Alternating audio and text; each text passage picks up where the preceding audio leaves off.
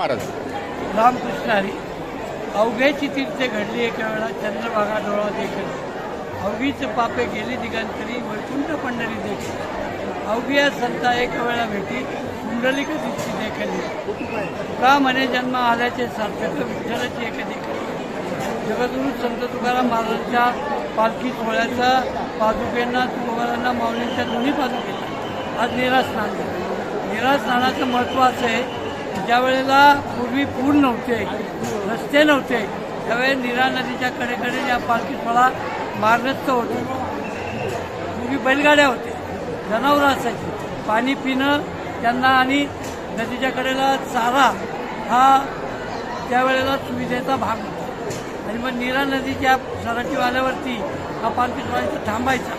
आणि ही सगळी कोळी लोक इथली सराटीचे ग्रामस्थ कोळी लोक आम्हाला सगळा सोहळा पादुका पालखी घेऊन पलीकडं नेऊन सोडायचा. म्हणून त्यावेळेला या पादुकेंना त्या निरेचं स्नान घालायचं. ती परंपरा आजही जतन केली जाते आणि आजही त्या कोळी बांधवांना आम्ही पेटे घालून सन्मानित करतो पुलाच्या पलीकडे गेल्यावरती. हा सोहळा 341 वर्ष अविरतपणे अखंडपणे निर्विघ्नपणे चालू आहे. आणि देवकरांच्या मार्गदर्शनाखाली हा सोहळ्याचं वैभव दिवसेंदिवस वाढते. शासन याला खूप मदत करते. फक्त एक खंत आहे की आजचा जो नीरा स्नानाला गेलेला आपण रस्ता आणि घाट हा खूप अपुरा आणि खूप कमी याचा दर्जाचा आहे. तो सुशोभित चांगला करावा, रस्ता मोठा व्हावा आणि घाट प्रचंड व्हावा.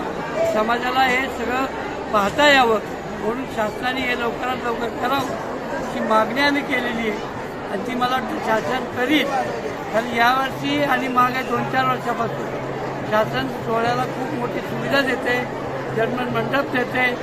पालखी सोहळ्याला खूप आरोग्य सुविधा असतील, पाण्याच्या सुविधा असतील, अपघाती मृत्यूला 5 लाखाचं विमा मदत देत आहे आणि अनेक सुविधा शासनाच्या वतीने होत आहेत.